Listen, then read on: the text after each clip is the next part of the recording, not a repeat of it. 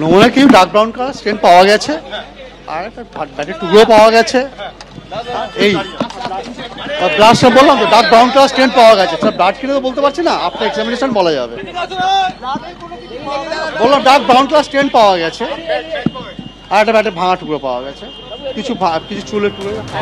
বউবাজারে mobile চোর সন্দেহে TV মেকানিককে পিটিয়ে খুন করার মতন অভিযোগ সামনে আসে। আজ ঘটনাস্থল থেকে নমুনা সংগ্রহ করল ফরেনসিক দল। বউবাজার কাণ্ডে ধৃতদের ঘটনাস্থলে নিয়ে গিয়ে ঘটনার পুনর্নির্মাণের সম্ভাবনা। মোবাইল চোর সন্দেহে খুনের ঘটনায় এখনো পর্যন্ত ধৃত 14, পিটিয়ে খুনের পর প্রমাণ লোপাটে ডিলিট করে দেওয়া হয় পাশের দোকানের সিসি ক্যামেরার ফুটেজ।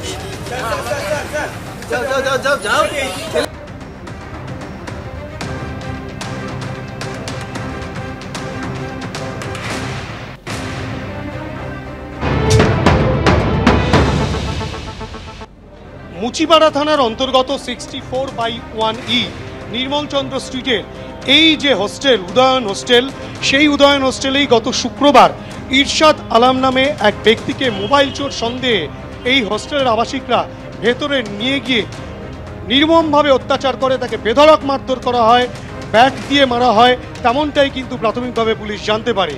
এই ঘটনায় ইরশাদকে যেভাবে মারধর করা হয় তাতে কিন্তু তার মৃত্যু হয়।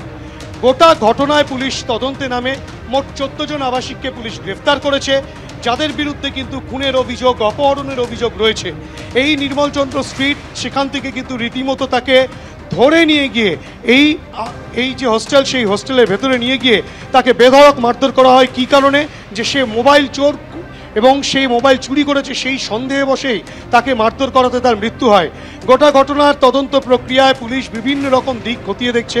ইতিমধ্যেই ময়নাতদন্তের যে রিপোর্ট প্রাথমিকভাবে পুলিশ পেয়েছে, সেই প্রাথমিক ময়নাতদন্তের রিপোর্টে পুলিশ জানতে পেরেছে যে ইন্টারনাল হ্যামারেজের কারণেই কিন্তু এই ইরশাদের মৃত্যু হয়েছে।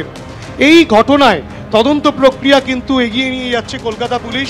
কিছুক্ষণ আগেই যে চিত্র দেখা যায় যে এই উদয়ন হোস্টেলে কিন্তু ফরেনসিক বিশেষজ্ঞরা, তারা এই হোস্টেলের সুপার এবং মুচিপাড়া থানার পুলিশ এবং লালবাজারের হোমিসাইড শাখার আধিকারিকদেরকে নিয়ে ফরেনসিক বিশেষজ্ঞরা তারা কিন্তু ভেতরে প্রবেশ করেন।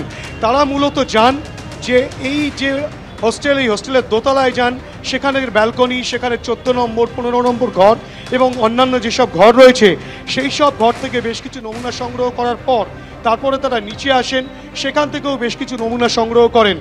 গোটা পরিস্থিতিতে পুলিশ যেমন ময়নাতদন্তের রিপোর্ট হাতে পেয়েছে, তার পাশাপাশি এই যে ফরেনসিক বিশেষজ্ঞরা তাদের কি রিপোর্ট আসে, সমস্ত রিপোর্ট, হোমিসাইড শাখার তদন্তকারীদের রিপোর্ট, মুচিপাড়া থানার পুলিশের রিপোর্ট, সমস্ত রিপোর্ট সংগঠিত করে ইরশাদকে ঠিক কীভাবে খুন করা হলো, কজন মিলে খুন করেছিল, এই 14 জনের মধ্যে প্রত্যক্ষভাবে কারা জড়িত ছিল, তাদেরকে কারা কারা মদত দিয়েছিল, সমস্ত বিষয়টাই খতিয়ে দেখা হচ্ছে। ফরেনসিক বিশেষজ্ঞরা যেটা প্রাথমিকভাবে জানালেন যে তারা ঘটনাস্থল পরিদর্শন করেছেন, সেখান থেকে তারা ব্লাড স্টেন সংগ্রহ করেছেন এবং একটি ব্যাটের ভাঙা অংশ তারা পেয়েছেন।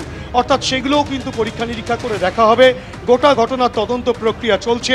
এর নেপথ্যে আর কারা কারা ছিল, কিভাবে গোটা ঘটনা ঘটেছিল, সে কারণে কলকাতা পুলিশ কিন্তু ধৃতদেরকে এই ঘটনাস্থলে নিয়ে এসে পুনর্নির্মাণ করবেন ঘটনা, তেমনটাও পুলিশ সূত্রে খবর। গোটা ঘটনা তদন্ত প্রক্রিয়া চলছে, তেমনটাই লালবাজার সূত্রে খবর। ক্যামেরায় সন্দীপের সঙ্গে হিন্দল দে, এবিপি আনন্দ, কলকাতা।